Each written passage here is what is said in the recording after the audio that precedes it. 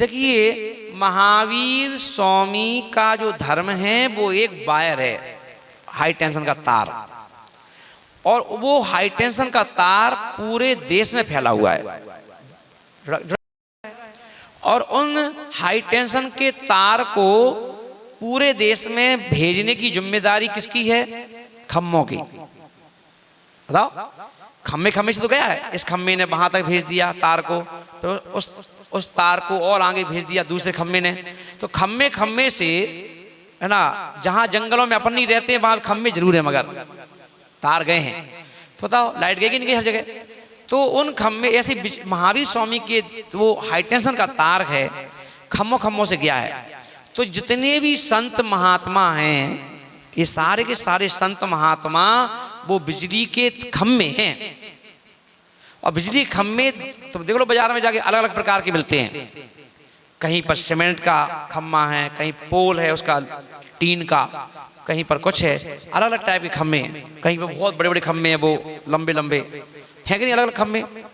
बताओ, खम्मों की जाति अलग अलग है, बनावट अलग अलग है, सीमेंट का अलग है, उसका अलग है, पर उन सबको मत देखो, उसके ऊपर जो तार जा रहा है हाई टेंशन का उसको देखो, है कि नहीं?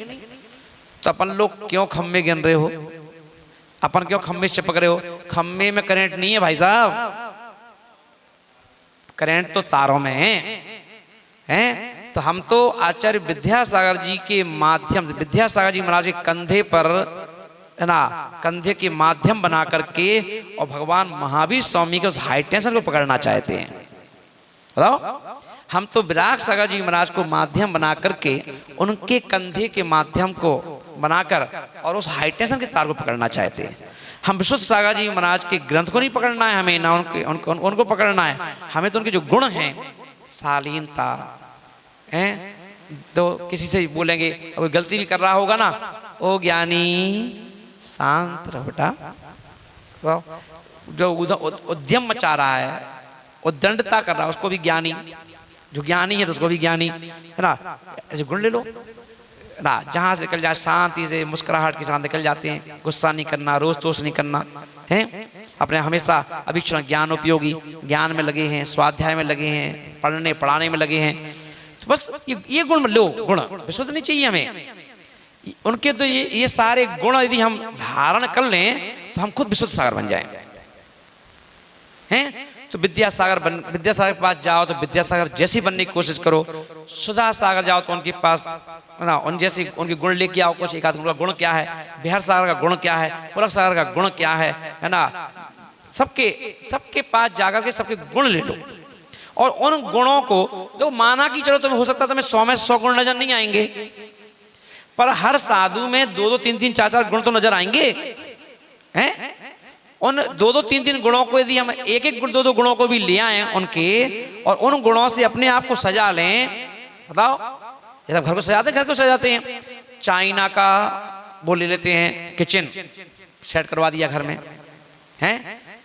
चाइना की टेबलें हैं, अच्छे पर्दे, एक दुकान से गए पर्दे उठा लाए, एक दुकान से चाइना का किचन उठा लाए, एक जगह गए तो कहीं से कुछ पत्थर उठा लाए, ये वाला पत्थर, उस वाले दुकान से अच्छा पत्थर मिलेगा। 50 चीजें 50 जगह से ला करके एक घर को सजा लेते हो, हैं? और फिर कोई तुम्हारे घर में आता है और फिर फलानी कंपनी की गाड़ी और फलानी कंपनी का मोबाइल, अब सब चीजें तुमने कर ली, हैं? और एक घर में बैठ गए शांति से। अब लोग तुम्हें कहते क्या बात है यार, क्या इनका जलवा है, क्या घर है इनका, क्या देखो कितना मोबाइल कीमती, कितनी गाड़ी कीमती। बताओ, तो 50 चीजें वो एक जगह से मिली क्या? अलग अलग जगह से लाकर इकट्ठी की उन्होंने। तो ऐसे ही यदि हम 50 संतों के पास गए और 50 संतों की बुराइयां उन्हीं के पास छोड़ दो, वो माल खरीदो ही मत। तो जो तुम्हें माल अच्छा लगे उसको खरीद लाओ और उसको अपने घर में सजा लो। कौन सा घर? आत्म राम का। उस आत्म राम के घर को सजा लो तो तुमसे ज्यादा सुंदर तुम आचार्य विद्यासागर जी महाराज से भी ज्यादा सुंदर दिखाई दोगे, तुम आचार्य विराग सागर जी महाराज से भी ज्यादा सुंदर दिखाई दोगे, तुम सुधा सागर प्रमाण सागर उनसे भी ज्यादा सुंदर दिखाई दोगे, तुम बिहार सागर विशुद्ध सागर से भी ज्यादा सुंदर दिखाई दोगे, तुम पुलक सागर पुष्पन सागर सौरभ सागर से भी ज्यादा सुंदर दिखाई दोगे। क्योंकि तुमने क्या किया है, सबके उनके पास 2-3 गुण थे पर तुमने सभी जगह से गुण ही गुण इकट्ठे करके गुणों का भंडार बना लिया अपने पास। बताओ, और जब तुम गुणों के भंडार बन गए तो बेसाधु अगर तुम्हें मिलेंगे तो कई बार क्या होता है, कई बार आप